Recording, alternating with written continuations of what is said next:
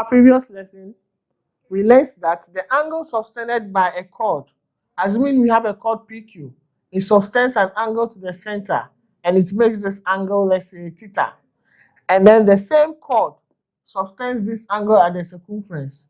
Now, if this angle is theta, we are saying this is 2 theta because the angle subtended by a chord to the center of a circle is twice the angle is subtends to the circumference. That's why I have here theta and I have here 2 theta.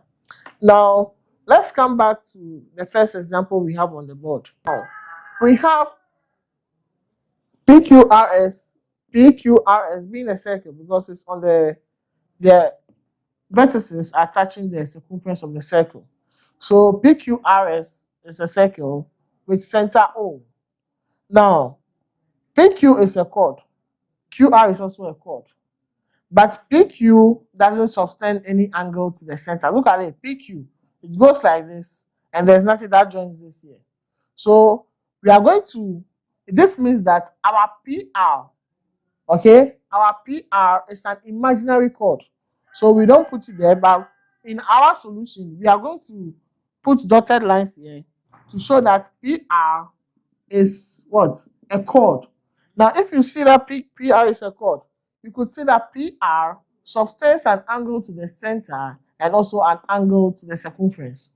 So we can see clearly from here that PR is a chord which subtends an angle to the center and also an angle to the circumference. It also subtends an angle to the circumference here. Now, we need to find the values of X, Y, and Z. Now, taking a look at this, we have an angle of 300 degrees from this point to this point, and we don't know the value of X.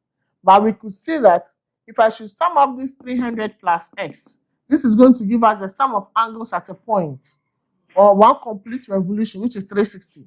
So from here, let's find the value of X with reason. Now, our reason being that the sum of angles at a point sum up to 360. So from the first one, our value of X, we are going to say that X plus 300 degrees is equal to 360 degrees. Our reason being the sum of angles at a point add up to 360 degrees. So if the sum of angles at a point, at this point O, one complete revolution is 360 degrees, and we have this as 300, it means we are going to solve for our value of X, and after solving, we have X to be equal to what? 360 minus 300 degrees. So our value of X is equal to what? 60 degrees. Now, if X is equal to what? If our X is equal to 60 degrees, so we have X being equal to what? 60 degrees. Now, if X is 60, we are saying that the angle subtended by a chord to the center of a circle is twice the angle it subtends to the circumference of the circle. Now, our X is given as 60. And we also know that the angle here is twice the angle here. So always the angle here is bigger than that of the angle at the circumference. This is half of it. So what we are going to do is, we are going to say that our Y will be equal to what? Half times what? 60 degrees. What is our reason?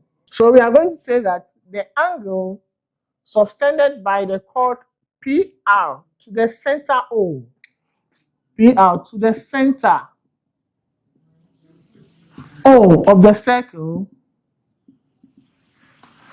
is twice the angle the chord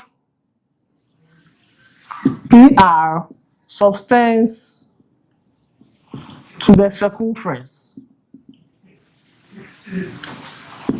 of the circle at S.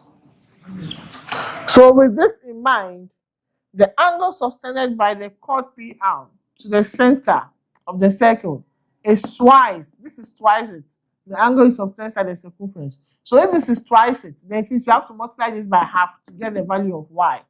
So in this case, our Y will be equal to 30 degrees. So if our Y is equal to 30, like I said, If this angle is bigger, then this should be smaller. Yes, this is twice of it. So we multiply this by half to get the angle at the circumference. Now, let's go for the value of Z. Now, for us to get the value of Z, again, PR is a chord, and PR subtends this angle at the circumference, which is this exterior angle here, 300 degrees.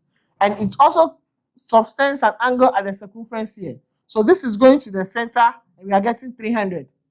So the one at the circumference, Z, okay, which is this same PR, this will be equal to what?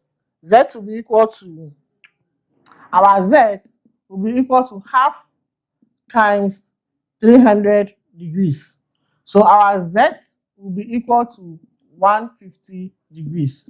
So this theorem will also satisfy this same answer, that the angle subtended by the chord PR to the circumference, which is this exterior angle here, okay, 300 degrees, is twice the angle it subtends at the circumference Z.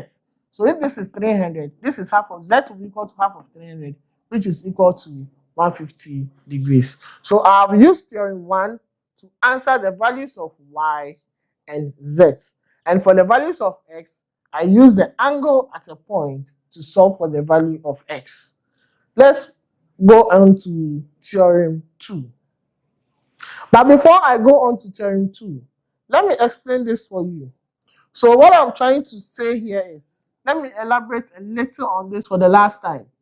That if I have a circle with center O and I have a chord, and the chord subtends an angle to the center and then subtends an angle to the circumference here, and they tell you this angle is, let's say, 100 degrees, and they put the value of Y here and they ask you to find Y. Okay, now because this is moving, this chord is moving to the center and also to the circumference, we are going to say that the angle subtended by a chord to the center is twice what it subtends to the circumference. So if this is 100 degrees, it means that our Y is equal to what? Half times 100, where our Y will be equal to what? 50 degrees. So, like I was saying, the angle subtended by a chord to the center is twice the angle it subtends to the circumference. So if this is 100, this is half of 100. Y will be equal to half of 100, which is what? 50. The same way, I can draw another circle. If I draw another circle here, and I put here my O, and I put here this, and I tell you this is 80 degrees, and I put here X, and I say find X. So this time we have been given the angle at the circumference, okay? And this is a chord. This is an imaginary chord. So the angle subtended by the chord to the center is twice what is subtended to the circumference. So my X will be equal to what? 2 times what? 80. Where X will be equal to what? 160 degrees. So the angle subtended by the chord to the center is twice the angle it subtends at the circumference. So if this is 80, this will be 2 times 80, which is what? 160 degrees. So let's move on to theorem 2.